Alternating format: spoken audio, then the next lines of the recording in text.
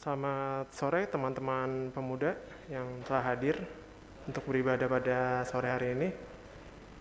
Selamat Shalom dan selamat hari Sabtu. Selamat beribadah pada sore hari ini. Ibadah pada sore hari ini akan dilayani oleh pelayan firman Bapak Diaken Ponirin Nainggolan dengan tema ibadah pada sore hari ini adalah rela berkorban haruslah. Mari kita mulai ibadah pada sore hari ini dengan nyanyian pembuka ibadah Kidung Jemaat 3 ayat yang pertama, Kami puji dengan riang.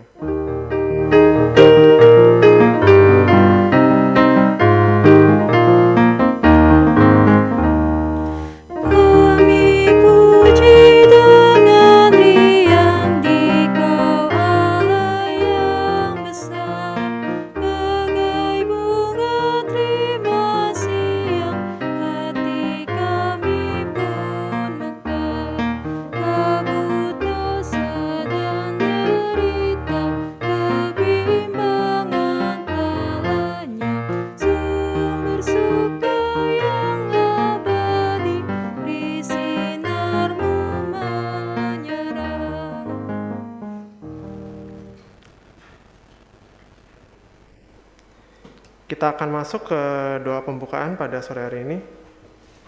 Marilah kita berdoa.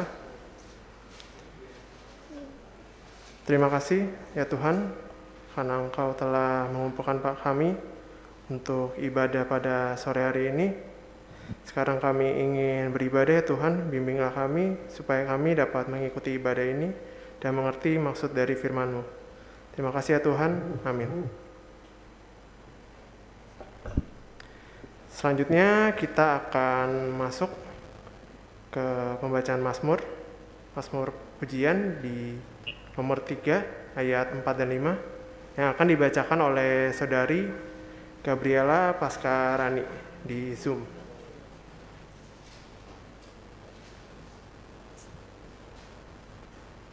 Bacaan Mazmur kita pada malam hari ini dari Mazmur 3 ayat 4 sampai 5.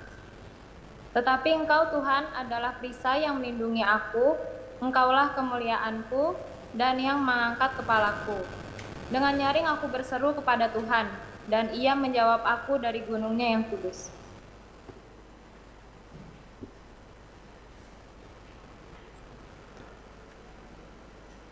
Sekian pembacaan Mazmur pujian kita. Kita akan menyanyi penyambutan firman pada sore hari ini dengan Kidung Jemaat 50A, Sabdamu Abadi.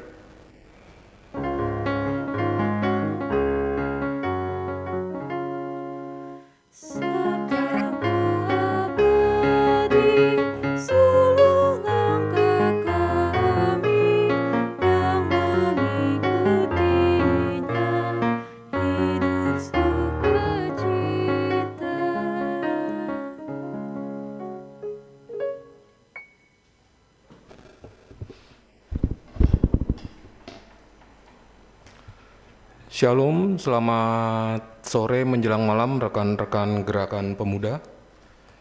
Mari kita siapkan hati kita untuk kita membaca, mendengar, dan merenungkan firman Tuhan pada sore hari ini. Sebelum kita berdoa, kita persiapkan bacaan kita pada sore hari ini yang terambil dari 2 Korintus 12 ayat yang ke-11 sampai yang ke-15. Kita persiapkan bacaan kita. Bila sudah terbuka Alkitab kita, biarkan terbuka, kita bersatu di dalam doa.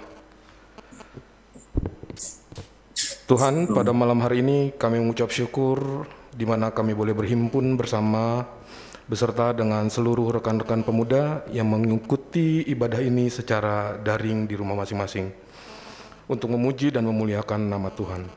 Saat ini ya Tuhan, kami akan membaca, mendengar, serta merenungkan sebagian daripada firman-Mu. Biarlah firman Tuhan yang kami baca, dengar, dan renungkan bersama tertanam di dalam hati kami, sehingga menjadi pedoman dan berkat untuk kehidupan kami semua. Tutup bungkus dan mampukan hamba-Mu Tuhan, di dalam nama Tuhan Yesus Kristus, Juru Selamat kami yang hidup, kami siap menyambut renungan firman Tuhan. Amin. Saya jemput untuk berdiri.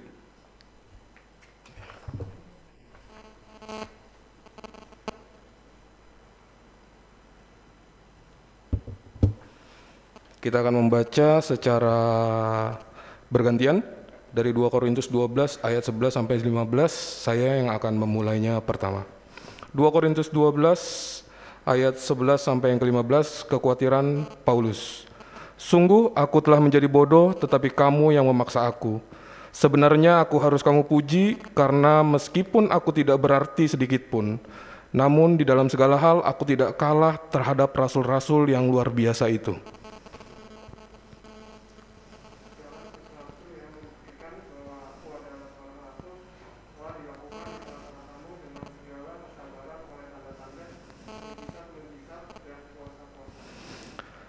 Sebab dalam hal manakah kamu dikebelakangkan dibandingkan dengan jemaat-jemaat lain, selain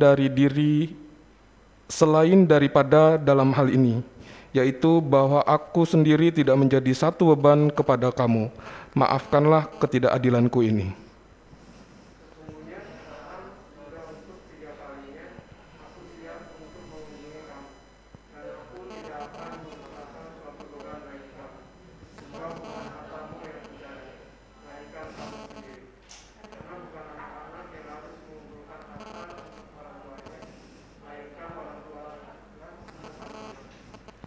Karena itu, aku suka mengorbankan milikku, bahkan mengorbankan diriku untuk kamu. Jadi, jika aku sangat mengasihi kamu, masakan aku semakin kurang dikasihi. Demikianlah pembacaan firman Tuhan pada sore hari ini. Haleluya.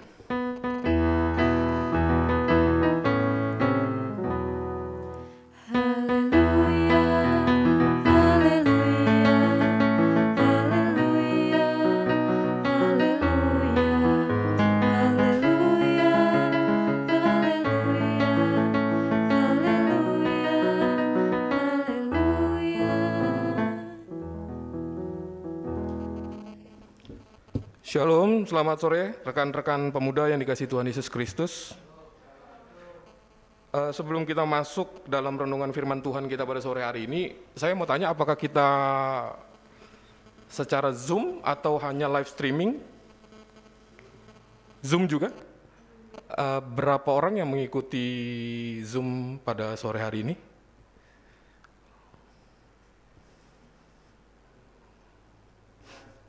Ada 10. Bisa nggak sih kita diperlihatkan siapa saja?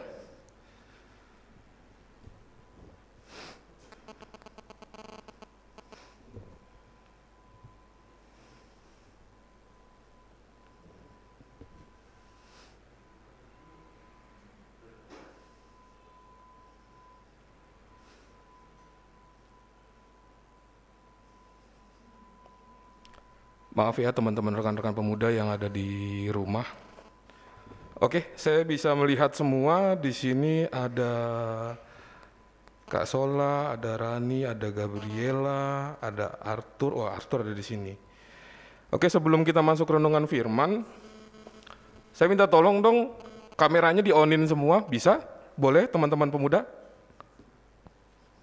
Ada Jessica, oke.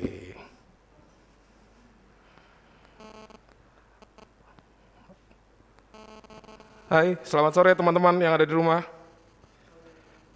Oke, sebelum kita masuk renungan firman, saya ingin mengajak teman-teman bermain sedikit supaya panas, supaya nggak bosen ya. Yang pertama, mumpung masih cakep-cakep, saya pengen minta foto nih sama operator, minta foto ya. Mumpung masih cakep-cakep, kalau nanti selesai ibadah kayaknya udah ada yang ngantuk gitu kan, udah ada yang tidur bahkan.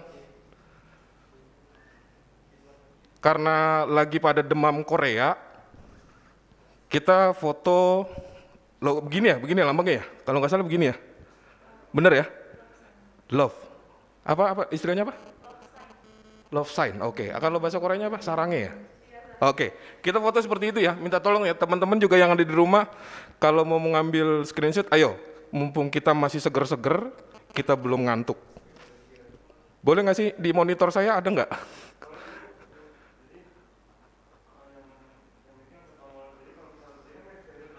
Oke. Oh ya udah, oke. Aba-aba ya. Oke, teman-teman yang di rumah sudah siap? Kita mengambil foto sama-sama ya dengan bilang sarange ya kalau bahasa Koreanya ya. Mumpung lagi demam Korea nih. Oke, 1, 2, 3.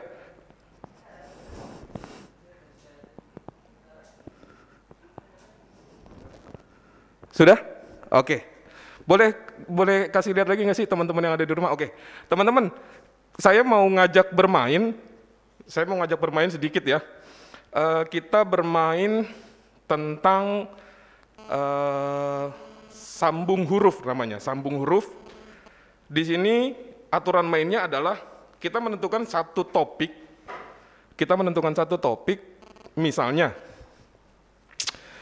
ini lagi Euro ya, saya angkat topiknya nama-nama negara lah. Nama-nama negara, saya akan menyebutkan satu kata, satu nama negara, teman-teman harus ingat, satu huruf akhiran dari kata tersebut. Misalnya, saya sebut negara Spanyol, satu huruf akhirnya adalah huruf L, dan teman-teman harus melanjutkan negara apa yang berawalan dengan huruf L, tapi berdasarkan huruf terakhir dari negara yang saya sebut pertama. Oke, aturan main yang kedua, di sini ada 1, 2, 3, 4, 5, 6, 7, 8, 9, 10, 11, 12, mudah-mudahan kebagian semua. Kita mainkan contohnya begini, kita dari melanjutkan satu huruf di belakang itu, kita akan tembak-tembak nama teman-teman yang ikut dalam ibadah GP pada sore hari ini. Misalnya saya sebutkan tadi Spanyol, untuk Jessica, tolong sebutkan nama negara yang berawalan huruf L. Kemudian nanti Jessica bilang misalnya negara apa ya dari huruf L? Lebanon. Jessica harus menyebutkan Libanon untuk Sola, misalnya gitu. Nanti Sola harus menyebutkan lagi karena akhirannya N, dan seterusnya. Paham ya teman-teman ya? Kita coba ya. Yang pertama, karena ini contoh ya, saya akan sebut satu negara, Brunei Darussalam. Untuk Gabriel.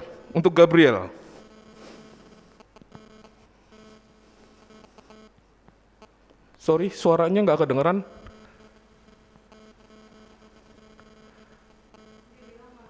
Ya, Malaysia. Oke, Gabriel sebutkan Malaysia untuk siapa biar nanti diteruskan. Buat KGG. Australia. Untuk siapa? Langsung lempar. Iya, buat saya Om, buat saya. Iya, kamu menyebutkan Australia, tapi kamu lemparkan ke siapa selanjutnya? Iya. Kita main Australia. cepat. Lanjutnya Alda. Argentina. JJ. Oh, dikembalikan lagi ke GG. Oke, GG lanjutkan, ayo kita main cepat.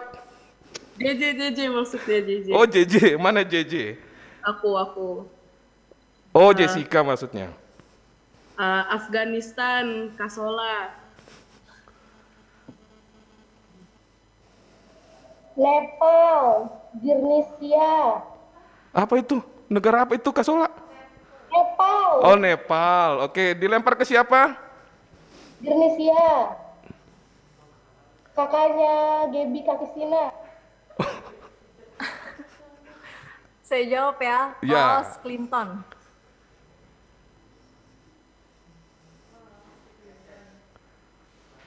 Spanyol. 1, 2, 3. Yang kalah joget ya, yang salah joget ya. 1, 2, Spanyol. 3, 4. Oh, Spanyol. Oke, itu baru pemanasannya. Kita main, sorry ya teman-teman, agak lama nanti ini ya, kita main game sedikit, biar nggak boring. Kita sekarang menentukan topiknya adalah tokoh-tokoh Alkitab. Tokoh-tokoh Alkitab. Saya akan memulai. Yang pertama adalah Paulus untuk Kak Sola. S. Silas untuk Rani. Nggak kedengeran. Kasola Saulus, Saulus lagi. Kasola Silas untuk Rani. Silas S. Simon Petrus buat JJ. Itu kepikirannya sih. 1, 2, ayo Jessica siap-siap nyanyi loh kalau nggak bisa. Saulus. Bisa kan Saulus? Buat siapa? Lempar langsung, lempar. Ayo kita main cepat. KGG.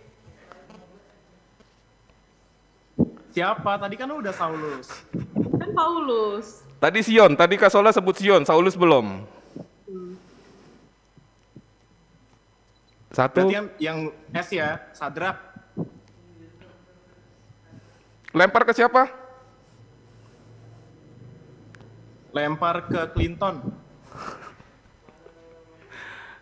Ayo Clinton. Tadi Sadrak untuk Clinton. 1, 2, 3, 4, 5. Clinton kalah. Sepakat teman-teman kita harus hukum Clinton apa nih? Menyanyi kah atau joget?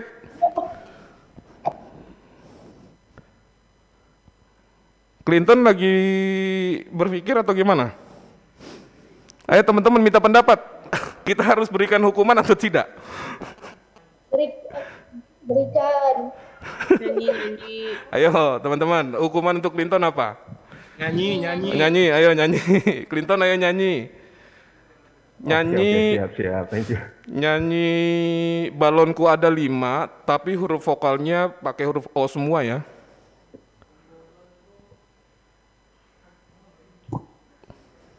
Ya, oke, siap. Ayo Clinton. Oke. Kita akan mulai yang sesi keduanya nanti nih.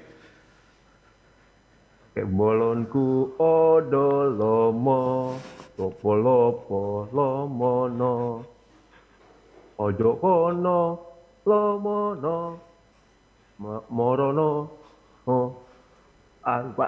Oke, tepuk tangan buat Clinton. Oke, kita sesi kedua tetap di tokoh Alkitab. Saya minta mulai dari Gerald Damping, silakan menyebutkan satu awal, melempar ke siapa? Kok pada tegang semua ya?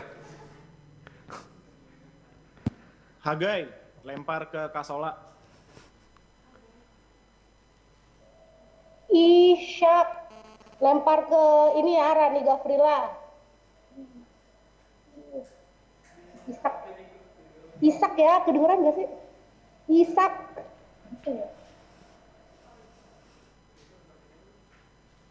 Buat siapa Kak Sola, Ishak itu? Buat Rani Gafrila nih, sebelah saya. Amin. Iya kan? Sabar, 16. 1, ayo, jangan sampai nyanyi loh. Kok bisa kasih tahu? 5, 4, 3, 2, 1. Oke, Satu. nyanyi. Ayo, karena sepakat yang tidak bisa menyebutkan menyanyi, silakan menyanyi. Teman-teman, saya lempar ke teman-teman deh, mau nyanyi apa tuh yang kalah? Mantap. Oke, udah cukup. Oke, teman-teman. Mars Sunda Empire. Apa? Mars Sunda Empire. Sunda Empire. Oke, teman-teman. Oke. Sekian kita gamesnya ya. Udah cukup gamesnya. Kita kembali ke materi. Thank you teman-teman. Semoga teman-teman senang dengan gamesnya walaupun sederhana ya. Ya teman-teman, kita kembali ke renungan firman Tuhan pada sore hari ini yang terambil dari 2 Korintus 12 ayat yang ke-11 sampai yang ke-15 dengan tema ibadah kita hari ini adalah rela berkorban, harus dong. Nah, teman-teman, renungan firman Tuhan kita pada sore hari ini itu bercerita tentang pengalaman seorang Rasul Paulus. Seorang Rasul Paulus yang dalam berpelayanan di tengah-tengah jemaat Korintus, di mana jemaat yang sejak awal Paulus rintis dan dia sudah melayani selama 18 bulan. Dia melayani jemaat Korintus selama 18 bulan dengan profesi dia pada saat itu adalah sebagai tukang membuat tenda. Terus dari firman yang kita baca tadi, kita bisa menilai bahwa bacaan kita tadi itu menggambarkan tentang kekhawatiran, tentang kesedihan, tentang kegalauan hati seorang Paulus. Kegalauan dia menghadapi pergumulan-pergumulan yang ada. Tapi dari bacaan kita juga menjadi bukti. Apa itu buktinya? Bahwa melayani Tuhan itu atau mengerjakan pekerjaan Tuhan bukan pekerjaan yang mudah. Bukan pekerjaan yang gampang, bukan pekerjaan yang mulus. Bahkan di saat kita melayani, kita juga bisa menjadi lemah. Yang lebih parahnya adalah karena kesulitan, karena kesusahan, gitu, karena banyaknya rintangan, bahkan kita juga bisa mengalami kemunduran kalau Tuhan tidak menopang kita dengan kasih karunia dan penyertaannya. Tetapi pada dasarnya, siapa sih di antara kita yang gak pernah punya rasa khawatir? Gak mungkin lah di antara kita ini gak pernah mempunyai rasa khawatir atau rasa ketakutan terhadap hal apapun. Apalagi ya namanya pemuda gitu kan, takut diputusin pacar, takut diputusin cowoknya, takut diputusin ceweknya gitu kan. Itu udah pasti kita akan merasakan hal-hal yang namanya kekhawatiran ataupun ketakutan. Cuma kita menghadapi kekhawatiran itu dengan cara yang karena kita mempunyai iman, karena kita mempunyai Tuhan yang begitu hebat, jangan terlalu dibawa dengan berlebihan. Kita punya Tuhan yang hebat, kita bisa curhat sama Tuhan, kita bisa curhat sama Tuhan Yesus untuk menceritakan apa yang menjadi kekhawatiran kita. Seorang Rasul Paulus saja pun, jangankan kita ya sebagai manusia, seorang Rasul Paulusnya aja yang notabene dia mempunyai iman yang kuat, dia juga seorang yang sangat diberkati sama Tuhan, tetapi dia juga mengalami kekhawatiran yang begitu besar.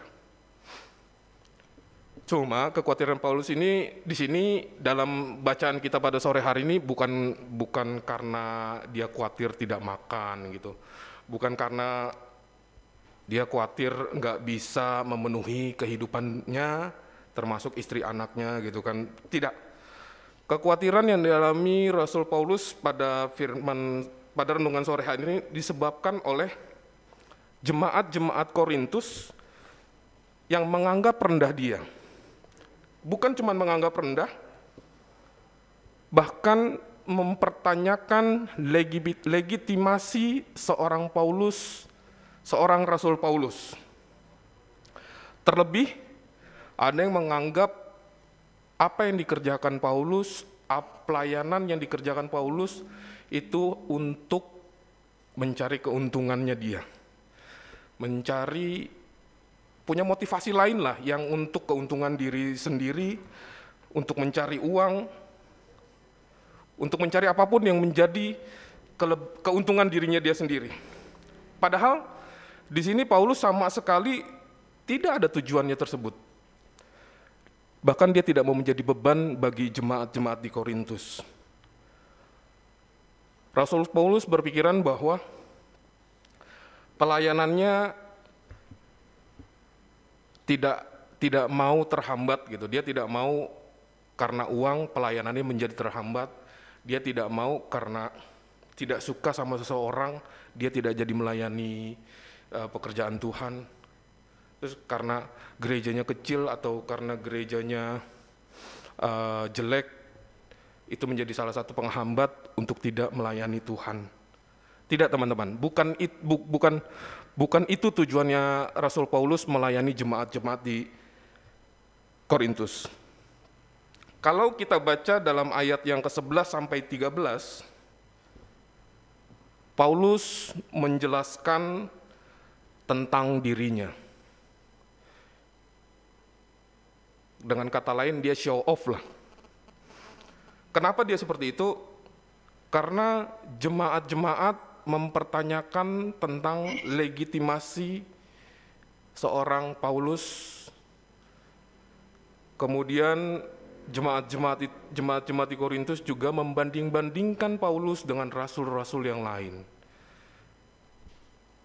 Kalau yang saya baca, bahwa Paulus ini menjadi seorang rasul karena anugerah Tuhan, bukan karena diteguhkan oleh seorang pemuka agama gitu. Misalnya kalau mau jadi pendeta itu kan harus, kalau di kita ya di GPIB yang masuk dalam Persatuan Gereja-Gereja Indonesia, bahwa kalau mau menjadi pendeta itu kan dia harus punya gelar sarjana teologi, kemudian dia harus mengikuti praktek lapangan, menjadi seorang vikaris, baru dia akan diteguhkan menjadi seorang pendeta.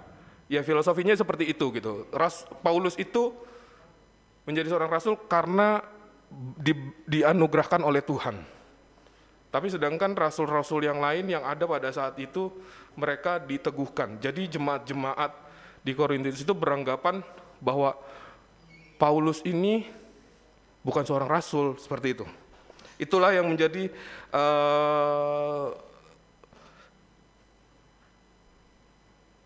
Paulus show off gitu, menceritakan dirinya. Dan itu menjadi satu hal yang bodoh yang dilakukannya. Dengan show off itu dia menganggap dirinya bodoh, dia sadari itu. Tapi karena dia melakukan itu karena jemaat-jemaat Korintus memaksanya untuk membuka jati dirinya. Kalau kita baca secara tersirat dan secara tersurat dalam ayat 11 sampai 13, Rasul Paulus menyatakan bahwa dalam segala sesuatu yang dilakukannya sudah membuktikan bahwa dirinya adalah seorang rasul, bahwa dia telah melakukan banyak perkara di tengah-tengah mereka, bahwa ia melakukan semuanya itu dengan segala kesabaran oleh tanda-tanda, mujizat-mujizat, dan kuasa-kuasa yang dilimpahkan Tuhan kepadanya. Jadi maksud saya ayat ini mengartikan bahwa melakukan pekerjaan Tuhan, melakukan semua pekerjaan Tuhan, mengartikan bahwa pengorbanan Paulus dalam segi mental dan perasaannya juga diperlukan dalam mengerjakan semua pekerjaan Tuhan. Dibanding-bandingkan, bahkan sampai dianggap tidak pantas. Jadi teman-teman pemuda gitu, kalau misalnya kita melakukan satu hal di gereja untuk melayani Tuhan, kalau ada omongan-omongan biasanya kan kalau anak-anak muda ini yang istilahnya nyinyir gitu kan. Saya percaya sih teman-teman ya udahlah, anggap angin lalu, yang penting teman-teman punya tujuan bahwa saya melayani Tuhan untuk Tuhan, bukan untuk dilihat oleh seseorang atau sekeliling kita. Kemudian dalam ayat yang selanjutnya, ayat yang ke-14, sesungguhnya sekarang sudah untuk ketiga kalinya aku siap untuk mengunjungi kamu, dan aku tidak akan merupakan suatu beban bagi kamu. Sebab bukan hartamu yang kucari, melainkan kamu sendiri. Karena bukan anak-anak yang harus mengumpulkan harta untuk orang tuanya, melainkan orang tualah untuk anak-anaknya. Ayat ini mengartikan bahwa sebelumnya Paulus sudah pernah dua kali datang ke kota tersebut untuk memberitakan tentang Kristus Yesus, untuk memberitakan firman Tuhan. Namun pada saat itu orang-orang beranggapan bahwa perkunjungan Paulus ke Korintus adalah semata-mata untuk mencari uang, mencari keuntungan, mencari sesuatu yang ya buat keuntungan dirinya sendiri, pokoknya seperti itu. Namun tuduhan tersebut ditanggapi dengan tegas oleh Paulus, yaitu ada di dalam ayat 14 itu, sebab bukan hartamu yang kucari, melainkan kamu sendiri. Itulah yang disampaikan oleh Paulus, bahwa Dia melayani Tuhan bukan karena untuk keuntungannya. Bukan semata-mata untuk harta, untuk uang, untuk aset, dan lain sebagainya. Kemudian kalau kita lanjut lagi pada ayatnya yang ke-15, di situ menerangkan bahwa tuduhan yang dilontarkan oleh jemaat-jemaat Korintus berbanding terbalik dengan apa dengan realitanya. Sangat-sangat berbanding terbalik. Bahwa kan tadi jemaat itu menuduh bahwa si Paulus mau cari uang dan lain sebagainya. Tapi dalam ayat 15 di situ dia dengan menerangkan bahwa karena itu aku suka mengorbankan milikku. Gimana mau mencari uang, gimana mau mencari keuntungan. Ya saya rasa juga teman-teman mengalami lah. Saya dari zaman pemuda juga sudah ikut bekerja di rumah Tuhan gitu. Waktu saya pemuda di HKBP, saya ikut namanya yang dunia teater, kemudian ikut di pengurusan juga di HKBP gitu. Kita bukannya dapat uang, tapi malah kita mengeluarkan uang. Salah satu contoh yang paling gampang, kalau mau rapat panitia, rapat pengurus gitu kan kita nggak mungkin juga minta sama gereja ongkos, kita harus datang ke gereja rapat atau dimanapun itu. Pasti kita keluar dari kantong sendiri. Dan itu saya yakin teman-teman dengan ikhlas gitu, dengan tulus akan datang karena memang teman-teman yang teman-teman lihat itu adalah Tuhan Yesus, bukan untuk dilihat sama mama papa kah, atau dilihat sama teman-teman, atau karena ada gebetan gitu makanya gue datang, ada rapat karena ada Clinton di sana makanya gue datang, nggak juga dong gitu. Saya yakin teman-teman, saya yakin dan percaya bahwa teman-teman memang tulus benar-benar untuk melayani Tuhan. Nah teman-teman, dari ayat yang 15 mengartikan bahwa Paulus itu mengorbankan pengorbanan yang dia lakukan dalam setiap pelayanan yang dilakukannya. Bukan cuma sekedar pengorbanan tentang material, tapi dia juga mau mempertaruhkan nyawanya. Kalau kita baca di ayat yang 15 itu lanjutan dari karena itu aku suka mengorbankan milikku, selanjutnya bahkan mengorbankan diriku untuk kamu. Dia berani mengorbankan dirinya, bukan cuma sekedar material. Nah teman-teman, kasih sejati yang mengalir dalam hidup Rasul Paulus adalah kasih yang peduli dan penuh pengabdian. Semuanya didasari oleh penghayatan, pengorbanan, dan kasih Kristus di dalam kehidupannya. Untuk kita, teman-teman pemuda, khususnya teman-teman pemuda milik Kristus, kita pun harus seperti Rasul Paulus yang mau rela berkorban dalam seluruh aspek kehidupan kita. Dan rela berkorban juga merupakan salah satu dasar dari kehidupan iman Kristen. Kenapa saya bilang seperti itu? Saya punya dasarnya, ini firman Tuhan yang bilang, ada di dalam 1 Yohanes 3 ayat yang 16, yang mengatakan, demikianlah kita ketahui kasih Kristus, yaitu bahwa ia telah menyerahkan nyawanya untuk kita. Jadi kita pun wajib menyerahkan nyawa kita untuk saudara-saudara kita. Pengertiannya seperti itu. Kita harus belajar dari seorang Paulus, kita harus belajar dari seorang Rasul Paulus, yang hiduplah dalam kasih, peduli, dan mengabdi di tengah-tengah dunia yang saat ini cenderung egois dan individualistis. Hanya dengan rela dan ikhlas berkorban, mudah-mudahan pemuda-pemuda kita, khususnya di GPIB Gracia, dapat menjadi berkat bagi semua orang, bagi di sekeliling kita. Terlebih khusus dalam lingkup kecil, kayak sekarang kan ini masa pandemi nih.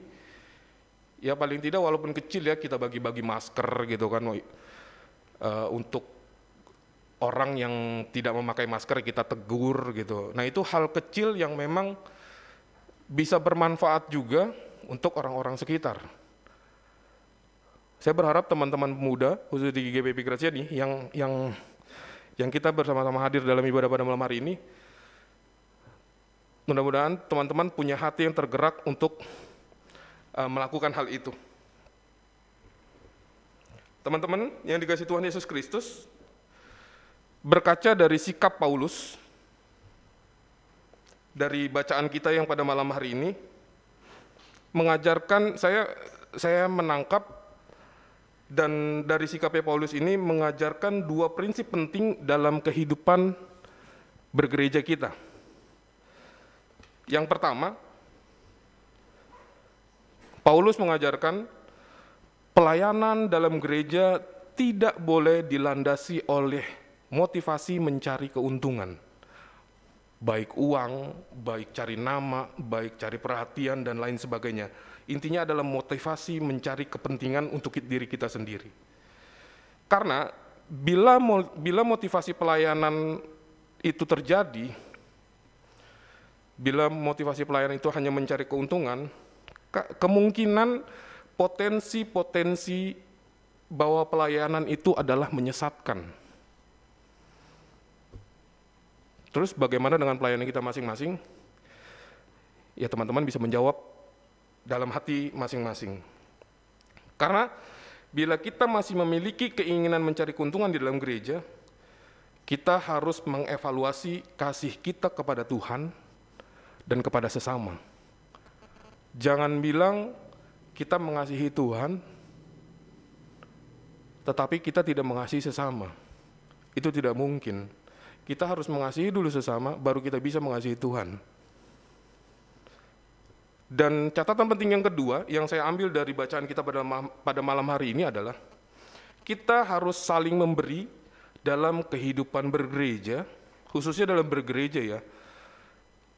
Secara umum ya kehidupan kita lah, baik teman-teman, tetangga, masyarakat, di kampus, di kantor, dan lain sebagainya, kita harus mempunyai hati yang saling memberi dalam kehidupan. Itu adalah merupakan sesuatu yang wajar, bahkan harus ya, saya bilang bahkan harus. Kenapa saya bilang gitu? Bila setiap pemberian dilandasi oleh ketulusan, serta motivasi agar terjadinya keseimbangan dalam artian gini, kita dalam satu rumpun pelayanan kategorial gerakan pemuda. Jadi kita mau jalan-jalan nih, ayo kita makan pizza yuk di sana. Yang dua orang punya uang, yang dua orang lagi tidak gitu kan. Nah, kenapa sih nggak ada salahnya gitu kan bahwa kita berbagi dengan sesama kita, dengan saudara seiman kita untuk bisa menikmati apa yang kita punya. Itu yang maksud saya menjadi motivasi agar terjadi keseimbangan. Karena bila kita saling memberi, dilakukan secara semestinya, saling memberi akan menjadikan, bila saling memberi, kita bisa mewujudkan kekompakan, kita bisa mewujudkan juga kesatuan di dalam kehidupan kita bergereja, kehidupan kita berkelompok, kehidupan kita berorganisasi. Dengan cara memberi itu, ya saya yakin kita bisa mendapatkan kekompakan dalam hal itu. Tetapi kita juga harus waspada. Kenapa saya bilang waspada? Biasanya kan kalau seseorang gitu dia suka memberi gitu kan, dia royal lah kita katakan. Tapi di satu sisi dia menjadi dia merasa jadi mempunyai kekuasaan di dalam satu kelompok tersebut. Jangan pernah punya motivasi itu. Karena kan kebanyakan dari dulu saya waktu zaman pemuda gitu ada seseorang yang setiap kita kumpul dia selalu beli martabak gitu. Setiap malam minggu kita setiap kumpul gitu, dia beli martabak, dia beli makanan, dia beli. Tapi di situ dia merasa bahwa gue yang beli makanan jadi gue bisa ngatur-ngatur. Gue selalu berkorban untuk Kalau di kita kan namanya naposo ya, dulu di AKBP itu. Gue di naposo kan jadi pengennya dianggap terus, jadi pengennya dihormati terus. Saya harap teman-teman tidak seperti itu gitu, dengan cara teman memberi, tapi secara tulus. Jangan pengen menjadi yang di atas, menjadi pengen orang yang didengar, menjadi seseorang yang punya kuasa terhadap satu kelompok, apalagi di gerakan pemuda gitu.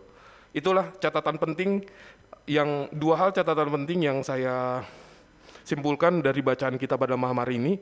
Memang kalau dari judul bacaan kita tentang kekhawatiran Paulus, tapi saya di sini menyampaikan tentang tema kita bahwa rela berkorban itu harus. Rela berkorban harus, apalagi untuk Tuhan. Kita harus lakukan itu. Untuk menutup renungan firman Tuhan kita pada sore hari ini, boleh kita membaca bersama dari 2 Korintus 8. Boleh teman-teman kita buka ya, untuk menutup renungan kita pada malam hari ini, dari 2 Korintus 8.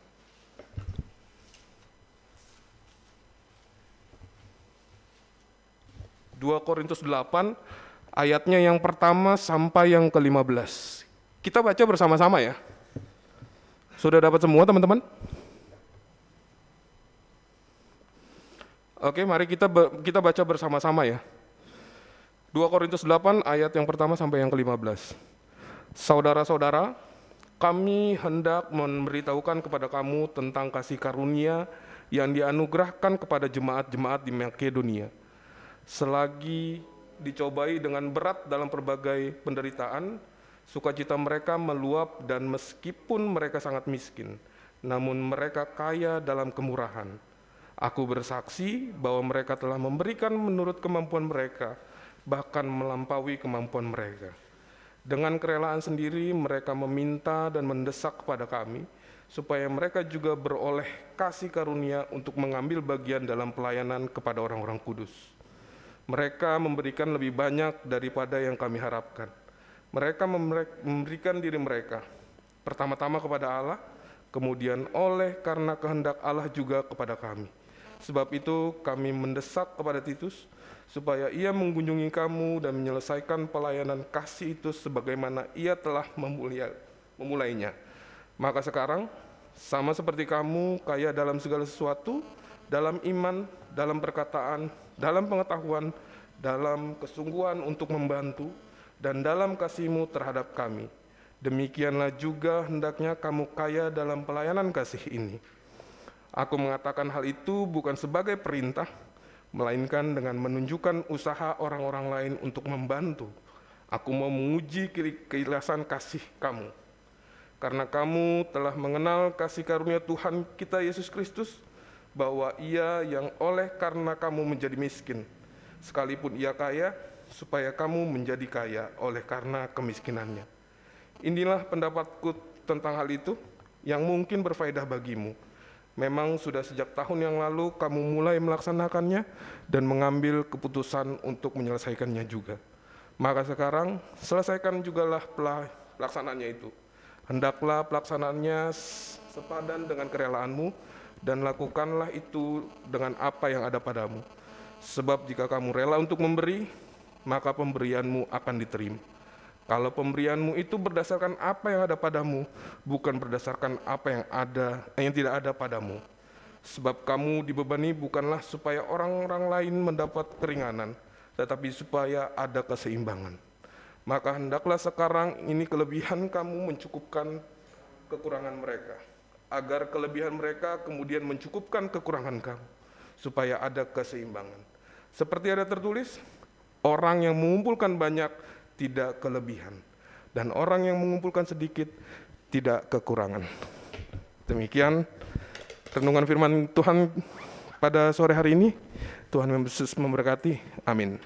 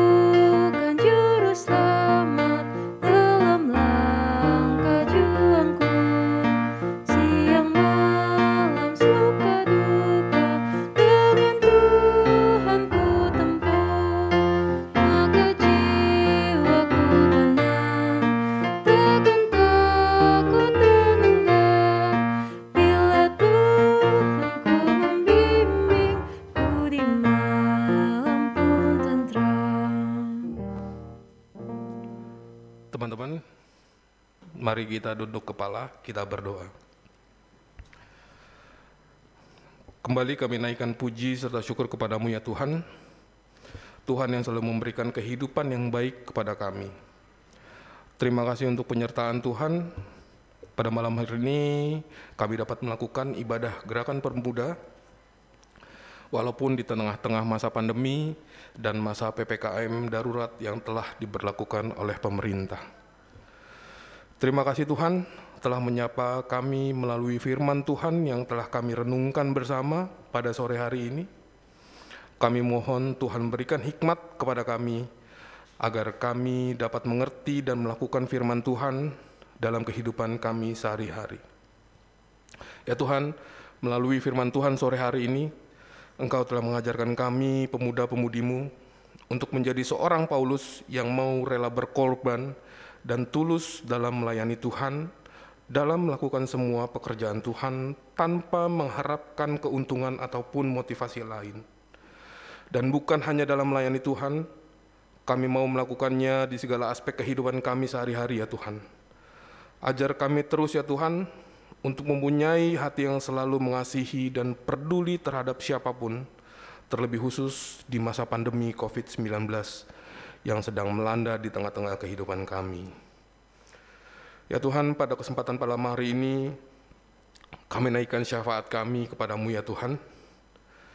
Kami mau berdoa ya Tuhan untuk gereja kami, GPIB Gracia, mulai dari Ketua Majelis Jemaat kami, Bapak Pendeta Egbert Parasian Sihombing, dan juga beserta keluarga, seluruh PHMJ, pengurus-pengurus Pelkat, kelompok kerja, panitia-panitia, dan karyawan, dan seluruh yang terlibat dalam pekerjaan Tuhan. Tuhan selalu berkati dengan kekuatan, kesehatan, lengkapi dengan hati yang setia dalam kami melakukan pekerjaan Tuhan, dan melayani Tuhan dengan hati yang sukacita. Terima kasih ya Tuhan Yesus, kami serahkan seluruhnya ke dalam tangan pengasihan Tuhan. Tuhan Yesus, kami juga mau berdoa untuk seluruh jemaat-jemaat, seluruh jemaat-jemaat-Mu, khususnya jemaat GPIB Gracia ya Tuhan, yang saat ini sedang mengalami kelemahan fisik atau terbaring sakit, baik di rumah ataupun di rumah sakit, dan juga jemaat-jemaat-Mu yang terpapar virus COVID-19. Tuhan berikan kesembuhan melalui pengobatan yang mereka lakukan, dan juga Tuhan pulihkan melalui obat-obatan yang mereka konsumsi. Secara khusus kami tidak dapat menyebutkan satu persatu nama dari jemaat-Mu yang sakit ya Tuhan, tapi kami yakin dan percaya Engkau mengetahui, bahkan sudah menjamah mereka dengan tangan pengasihan Tuhan untuk menolong mereka dari segala penyakit yang dideritanya. Terima kasih ya Tuhan. Pada malam hari ini juga ya Tuhan, kami mau berdoa untuk kami yang terhimpun dalam ibadah gerakan pemuda secara daring. Kiranya Tuhan berikan kami ketetapan hati agar selalu ingin bersekutu dengan Engkau.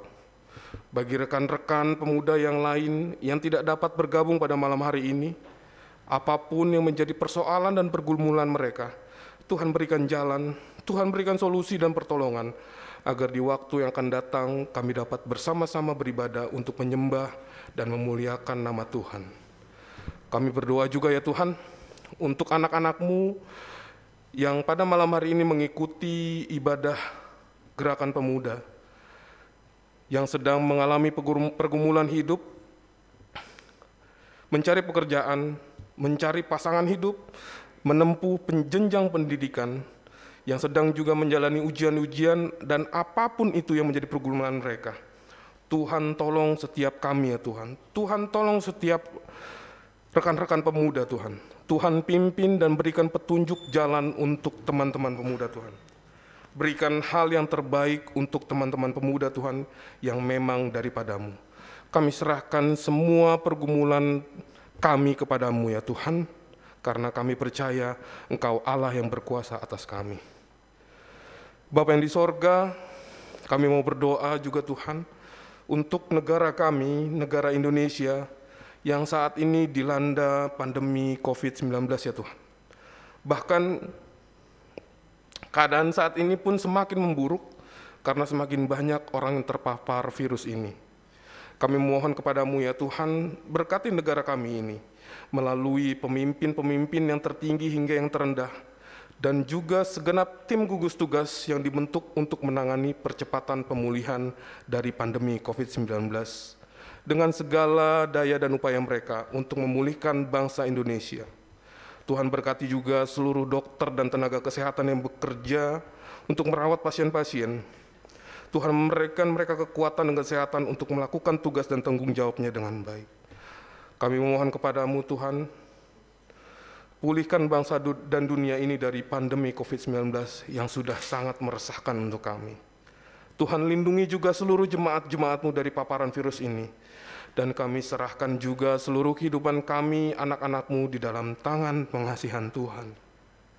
Ya Tuhan, kami mohon ampun juga atas segala dosa dan pelanggaran yang telah kami perbuat ya Tuhan, agar kami layak untuk menerima segala berkat-berkat yang akan datang daripada-Mu. Terima kasih ya Tuhan, inilah doa, syukur, dan doa permohonan kami yang kami alaskan di dalam nama Tuhan Yesus Kristus yang telah mengajar kami berdoa. Bapa kami yang di sorga, dikuduskanlah nama-Mu. Datanglah kerajaan-Mu, jadilah kehendak-Mu di bumi seperti di sorga. Berikanlah kami pada hari ini makanan kami yang secukupnya, dan ampunilah kami akan kesalahan kami, seperti kami juga mengampuni orang bersalah kepada kami. Dan janganlah membawa kami ke dalam pencobaan, tetapi lepaskanlah kami daripada yang jahat.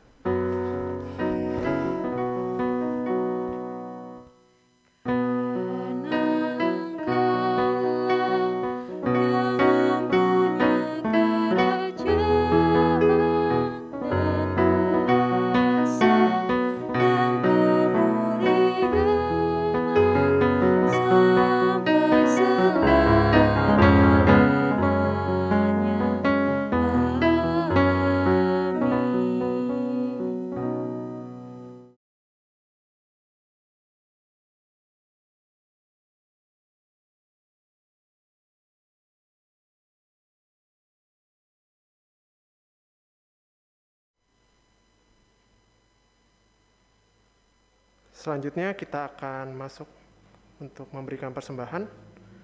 Untuk persembahan kali ini kita dapat memberikan dengan cara transfer bank ke rekening yang sudah tertera di PPT nanti, serta ada juga dapat ditransfer melalui barcode yang ada di PPT tersebut.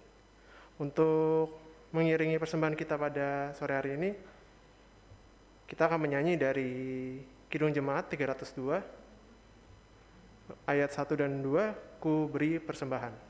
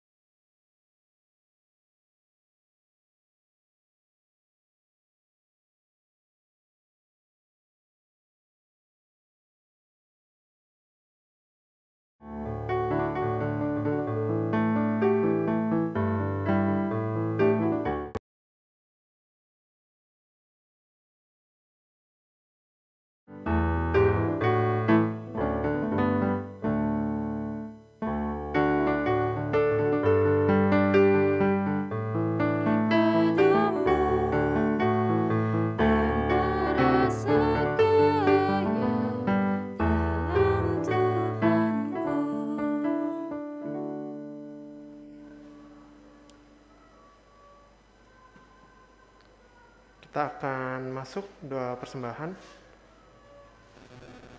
Ya Tuhan, terima kasih atas persembahan yang telah terkumpul sore hari ini ya Tuhan.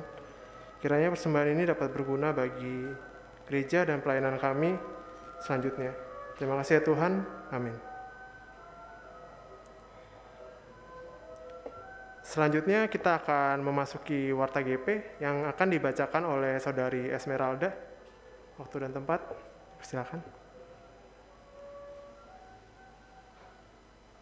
Shalom rekan-rekan gradasi. Berikut pokok-pokok Warta GP kita hari ini, Sabtu 3 Juli 2021. Yang pertama, ucapan terima kasih. Kami pengurus GP mengucapkan terima kasih kepada pihak-pihak yang telah bersedia melayani dalam ibadah hari ini. Antaranya, pelayan firman, Bapak Diaken Poniri Nainggolan, pendamping Saudara Arthur Joseph Andreas Boy, petugas Mazmur Saudari Gabriel Paskarani, petugas persembahan Saudara Arthur yang melayani di gereja, serta Saudari Jessica Rivena Melania Rompat selaku Bendahara GP yang melayani persembahan Sansar dan Gitar Kenny. Pemusik Saudara Natalie Siolan Rante Tasik, Kantoria Saudari Gabriela Stefani Kasina, tim multimedia Saudara Gracio Tri Kristanto, Saudara Ezra Nathanael, dan Om Freddy Tumenes pihak multimedia Gracia yang turut membimbing kami, rekan multimedia Gracia. Kiranya Tuhan Yesus memberkati pelayanan Bapak Diaken Ponirin, Om Freddy, dan rekan-rekan sekalian. Yang kedua, ucapan ulang tahun. Kami turut mengucapkan selamat ulang tahun kepada rekan-rekan gradasi yang berulang tahun dari tanggal 27 Juni sampai dengan 3 Juli 2021. Di antaranya, dari sektor 1 ada Jasabel Cesario pada tanggal 27 Juni, Kathy G. Unbanunek pada tanggal 3 Juli, dari sektor 2 ada Stella Widya Suti Emanuel pada tanggal 3 Juli, dan Frans Kusuma Adi pada tanggal 3 Juli. Dari sektor 4 ada Tirza Omega Waroka pada tanggal 2 Juli, dan Gabriela Stefani Kasina pada tanggal 3 Juli. Dari sektor 8 ada Angel Ruth Sisti Petrulina pada tanggal 1 Juli. Dari sektor 10 ada Henrikov Adela Papua pada tanggal 29 Juli, dan Chris Junior Immanuel Pasti pada tanggal 20 Juli. Dan rekan-rekan lainnya yang mungkin belum disebutkan, kiranya Tuhan Yesus memberkati atas umur yang telah ditambahkan. Yang ketiga, untuk informasi ibadah GP kita selanjutnya serta informasi terbaru lainnya akan diupdate melalui grup WhatsApp gradasi. Untuk itu, rekan-rekan sekalian tetap pantau terus informasi terbaru kita bersama. Sekian kiranya pokok-pokok Warta GP kita hari ini. Mohon maaf apabila dalam ibadah hari ini masih terdapat kekurangan. Kurang lebihnya mohon maaf atas perhatian, partisipasi, dan pelayanan rekan-rekan sekalian. Kami ucapkan terima kasih. Selanjutnya saya serahkan kembali kepada Saudara Arthur untuk melanjutkan ibadah ini. Salam gradasi, Tuhan Yesus memberkati.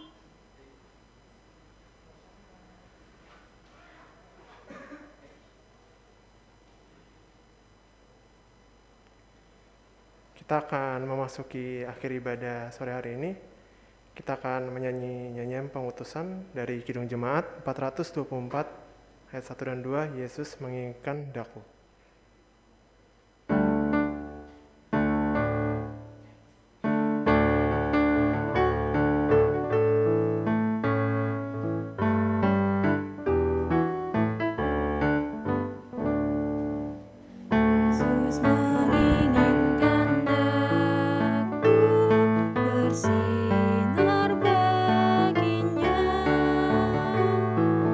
Dimanapun ku berada.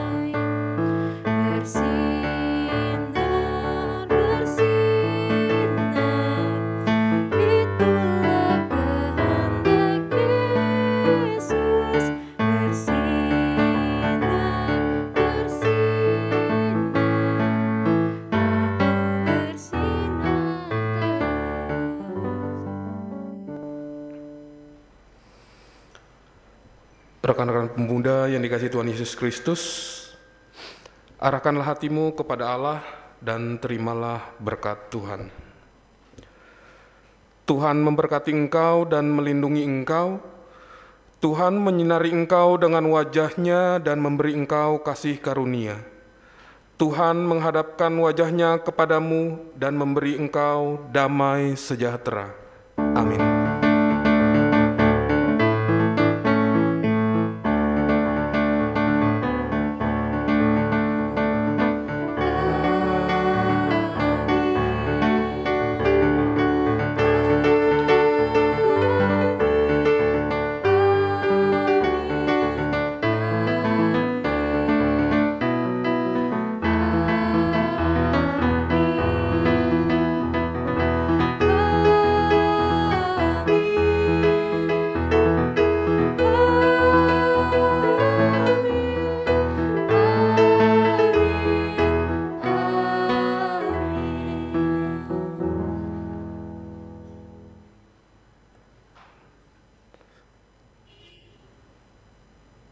Selamat malam teman-teman, terima kasih, Tuhan Yesus memberkati.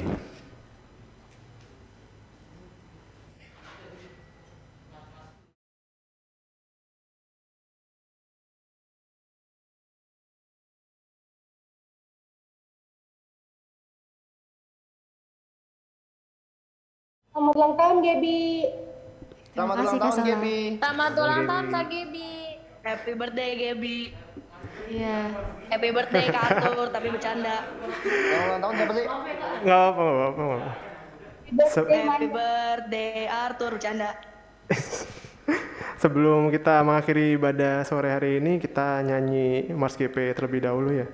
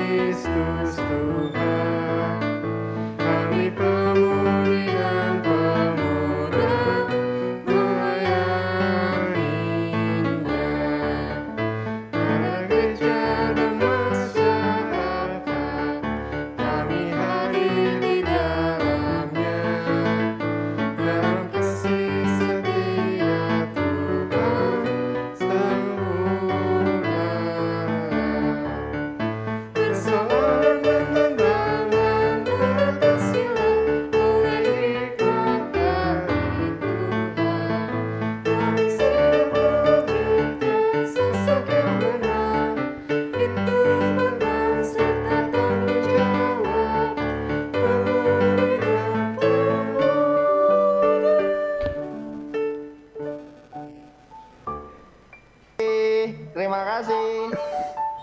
Kita bakal ada sesi foto bersama dulu.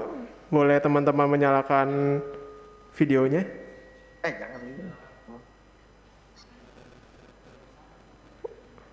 Camilla, Clinton, Billy, GG.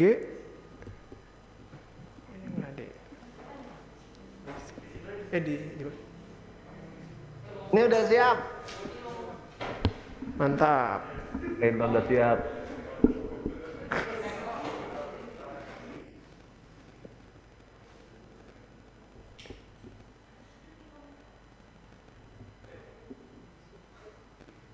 Hah? Bentar lagi nih, lagi sesi foto. Iya. Udah belum? Cie, Kak Gerald, rambut baru. Iya nih kayak Pak Seroi. Kapan ya kayak GD Gerald Damping? GD2. Alvin berisik. Maafin Apin ya. Yuk, cantik, ganteng. Ayo foto Nyalain yuk. Ken. Lama bener. Kakak Solo belum traktir. Itu ya. 1, 2, 3. Sekali lagi. 3, 2, 1.